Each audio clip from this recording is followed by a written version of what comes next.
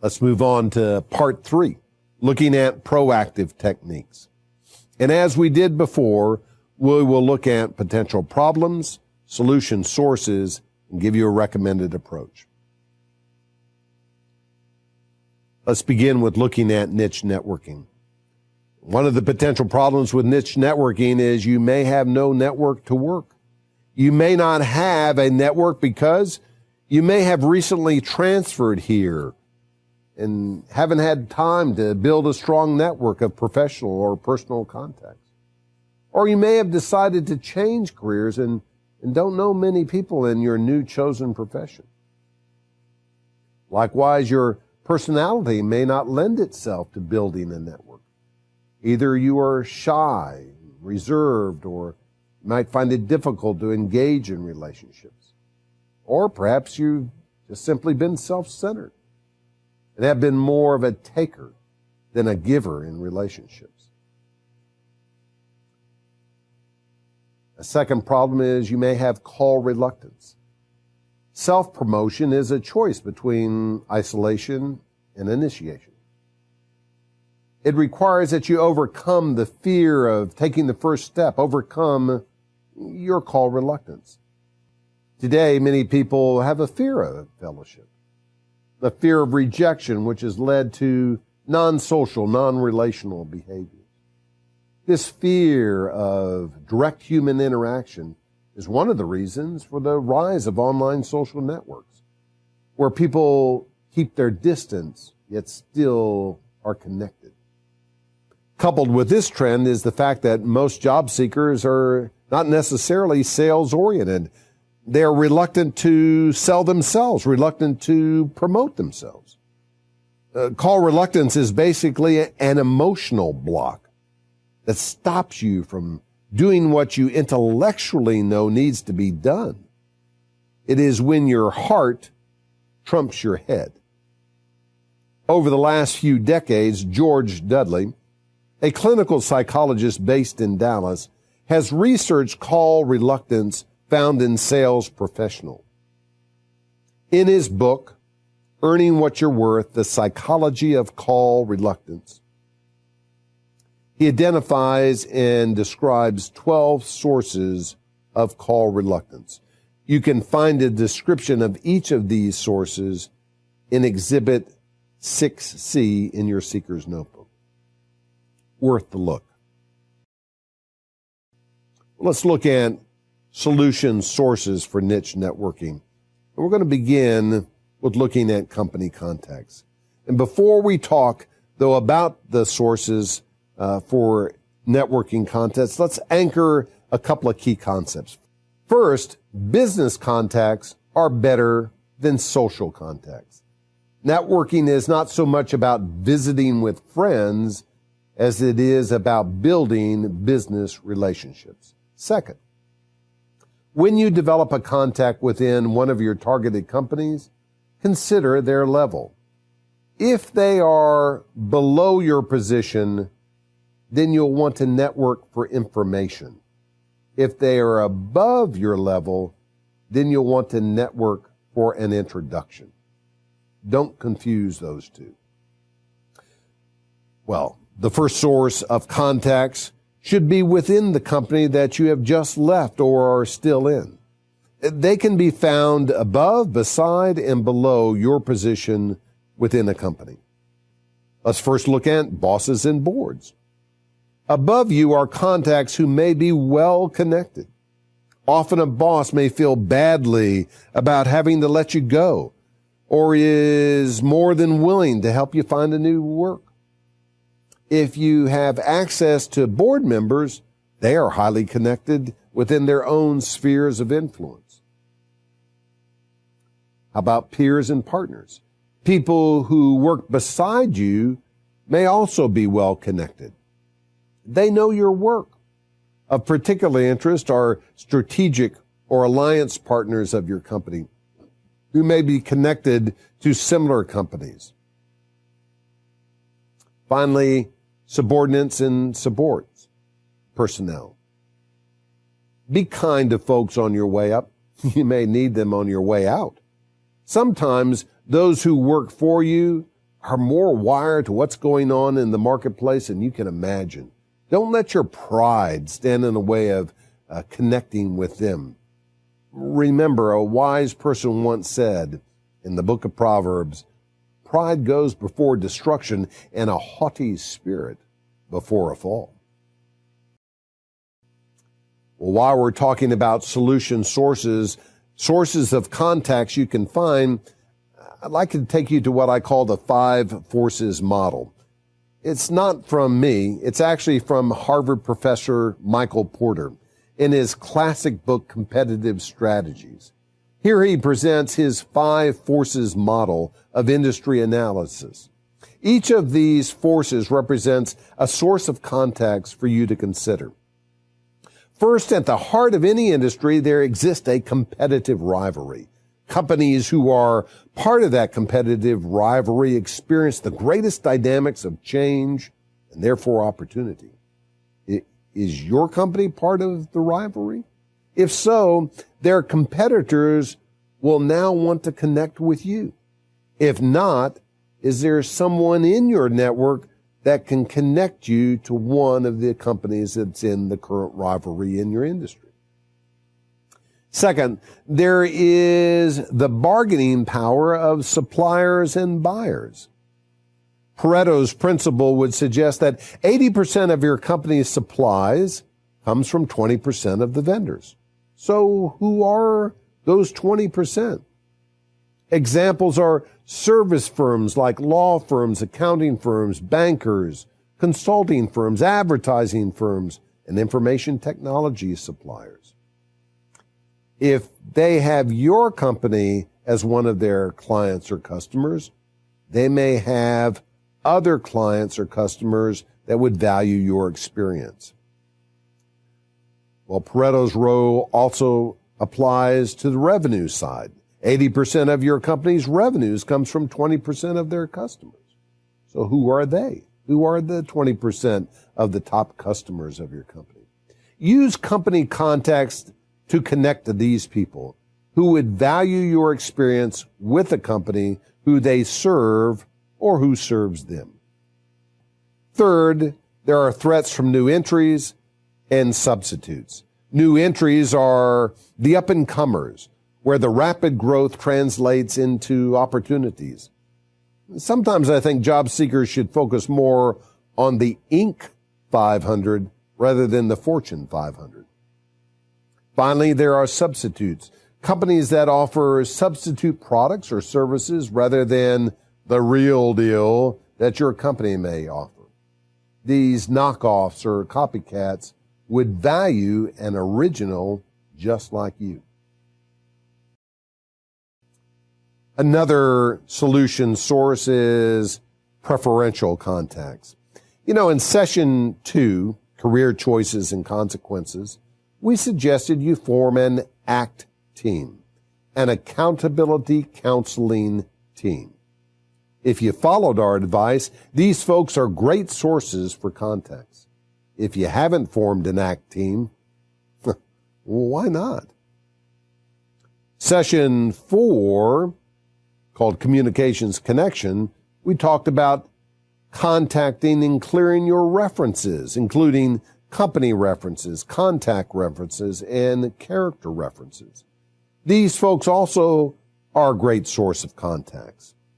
Your ACT team and references are key people who know you and have agreed to help you.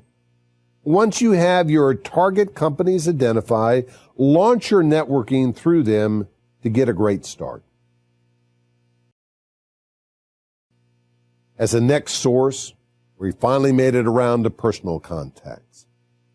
If you notice, we have made it past professional contacts and now continue with personal contacts.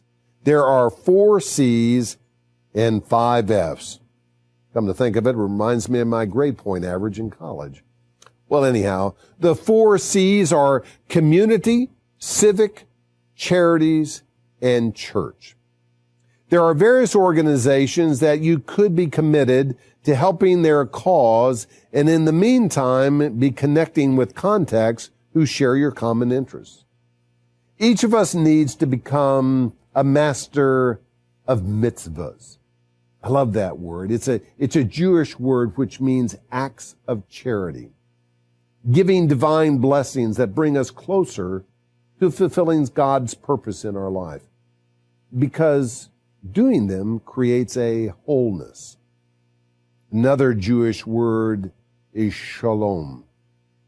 It captures the same sense of wholeness or oneness with God, and by extension, peace. I love what Judy Zimmerman, the wife of Rabbi Sheldon Zimmerman, who served for years at the Temple Emmanuel in Dallas. She said, in our religion, our task is to help God repair the world. So we list church as the last C. We really mean any place of worship, be it a church, a chapel, a cathedral, a temple, a mosque. These people share your faith. They should be there to help people who are in need. Right now, you are in need. You're in need of contacts. God often works through people to do His will.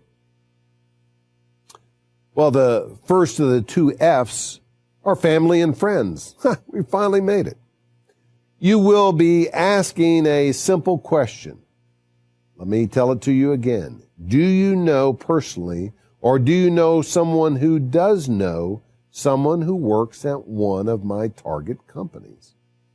Don't assume that your friends and families won't have some amazing contacts to share.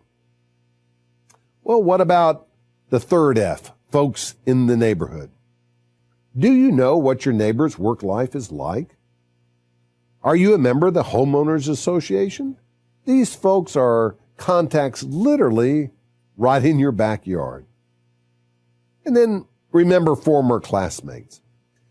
Check out your alumni association, both at school and in your city. Renew relationships. Likewise, if you're a member of a fraternity or a sorority, or both, in college, it may be time to renew these relationships as well. Greek life is a great source of context, even if you were a member of Gamma Delta Iota. I think that stood for Gosh Darn Independence. Or a member of the Fire Starters fraternity. I think that's Pi Rho. Not sure about all that. And then finally, our final F, fellowship forums. What are these? Fellowship is when fellows are in the same ship you're in. CTW, Career Transition Workshop, is a fellowship forum. And check out business luncheons open to the public or professional association meetings.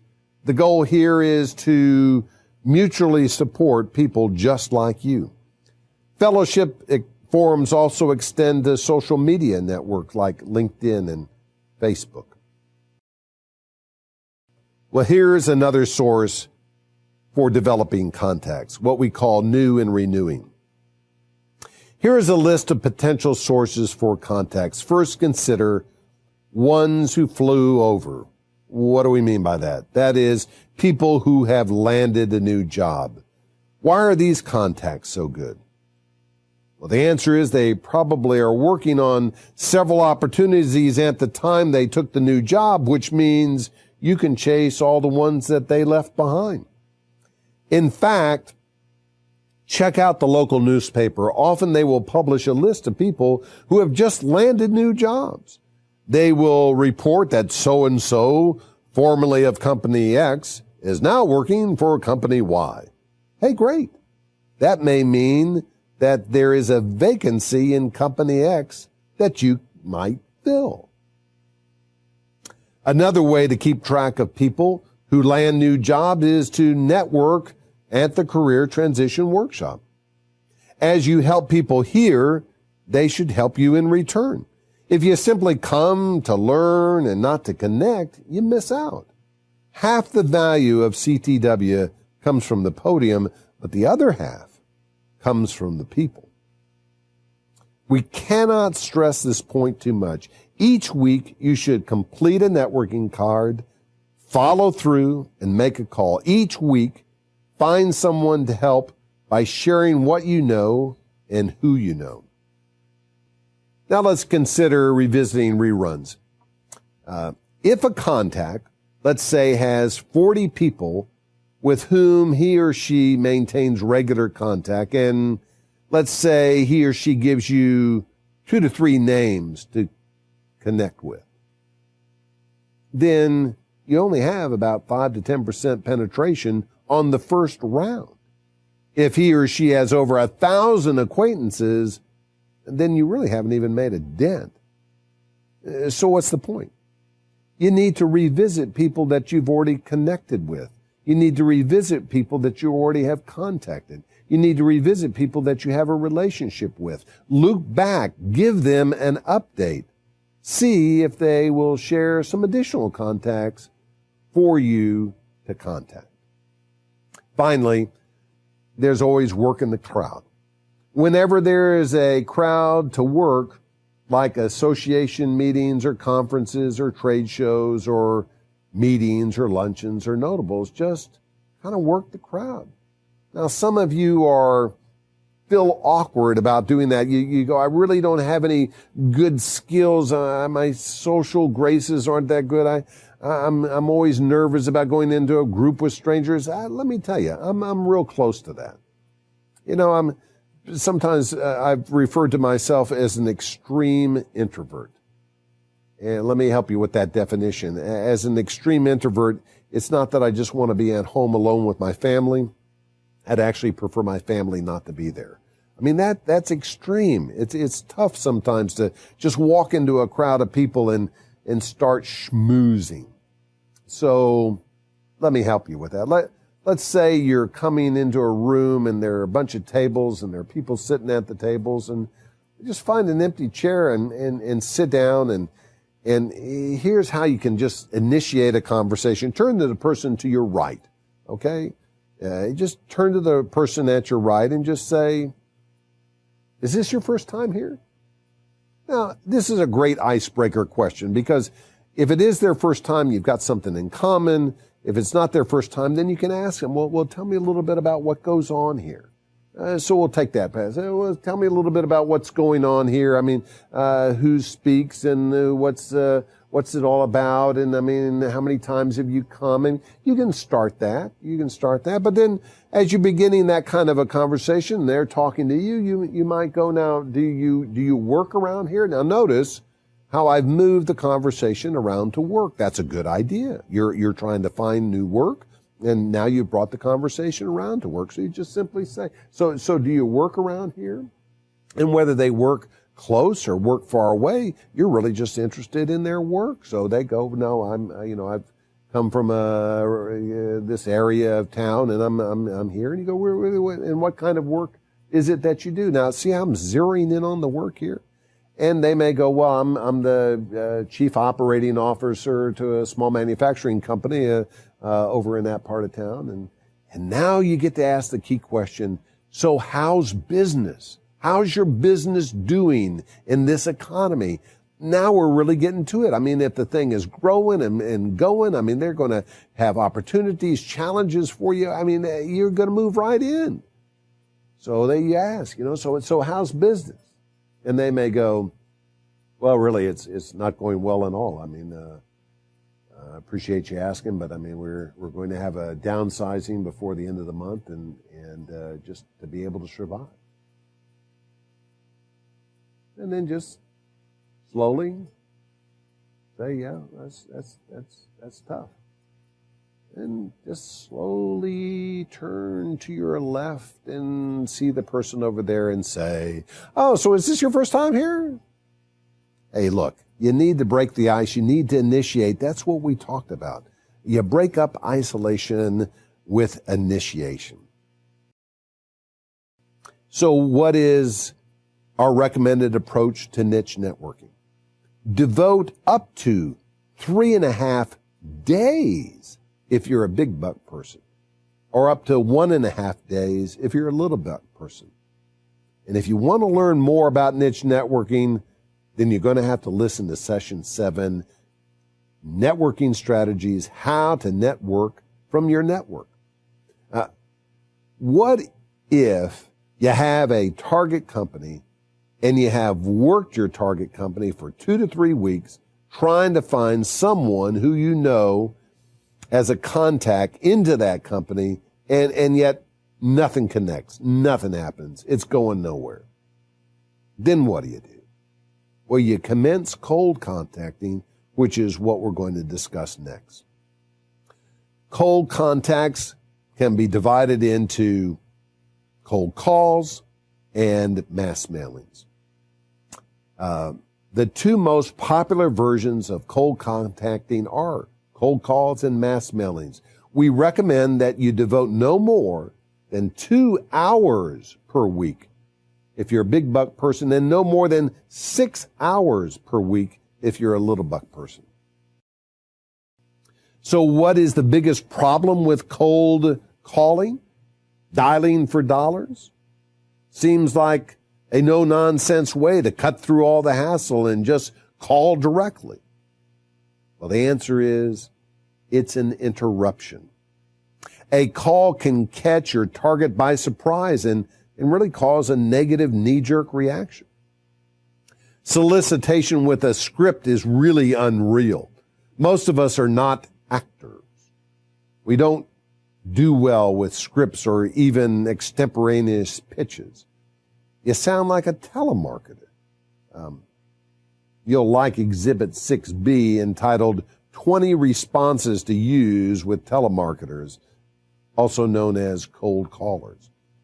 Well, finally, it's like shooting in the dark, like trying to throw a rock through 2 open windows on the opposite side of a passing train.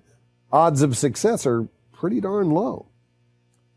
We've asked countless executives to tell us about how many people they have hired who originally contacted them through a cold call. Consistently, they cannot remember a single executive, managerial or professional hire that used this technique.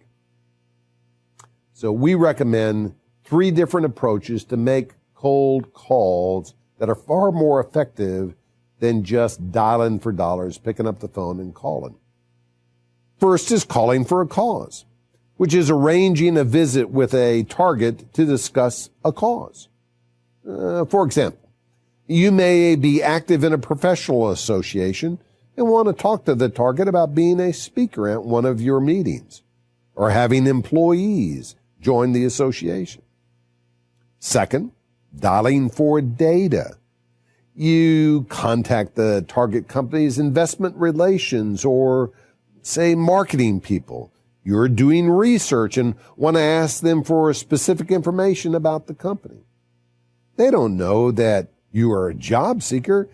They might think you're a potential investor or prospective company. So consequently, you learn about the company, and remember, information is power. And then third, it's aiming high. If you do try to make a cold call about employment, go 1 or 2 levels above the hiring authority.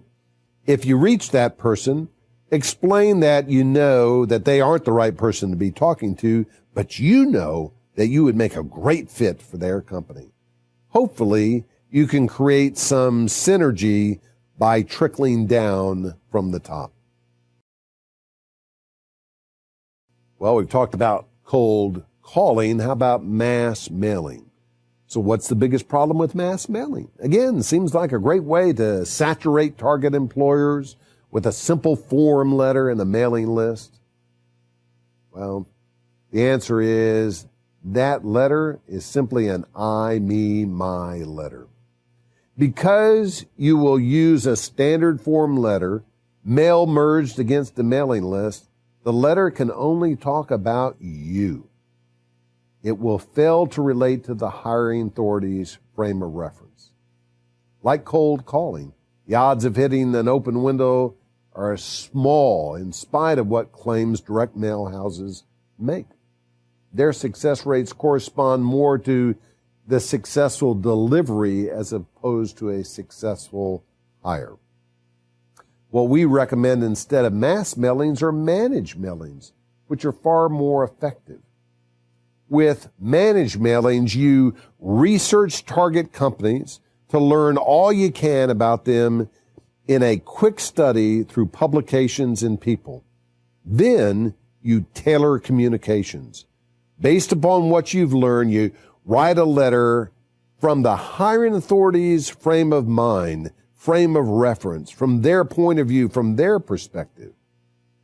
See Exhibit 4C, the UUU point of view research letter to target companies, as an example of what we mean by a well-researched letter heading to one of your targets. All right, let's wrap up. Let's wrap up with some tasks to do before you get to the next session. Take a look at the action checklist found on page 11 of section 7. Success comes when you put into practice what we've been preaching. As the Gospel of John says, now that you know these things, you will be blessed if you do them. First action item we talk about is figure out how much time and when you will work on position postings. It's easy to hide behind your computer rather than getting out and networking. Block your time and stick to it. Second, while you are busy researching, identify the right kind of recruiters who niche in your niche. Then prepare a cover letter to send out to each of them with your resume. Get this done this week. 3, create and maintain your contact management system. Best on your computer. Load up your ACT team, your references, and all your primary contacts. Then as you meet new people, add to this list.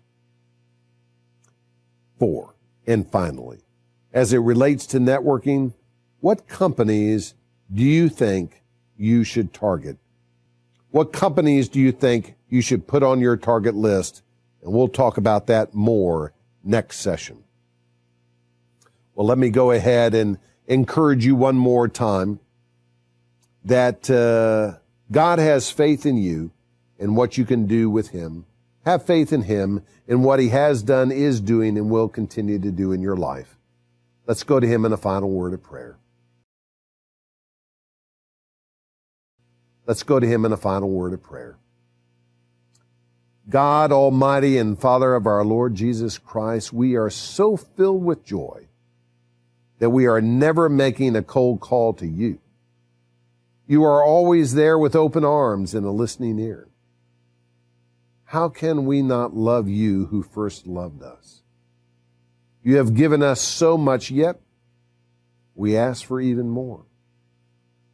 Establish our plans, Lord, and guide our steps. We are simply lost without you. You have prepared a place for us. Now lead us to where you want us to be. Comfort us when we lack courage. Inspire us when we lack faith. Remind us that you are always with us when we feel all alone. We lift up these prayers with thanksgiving for all that you have done through your Son, Jesus. Amen.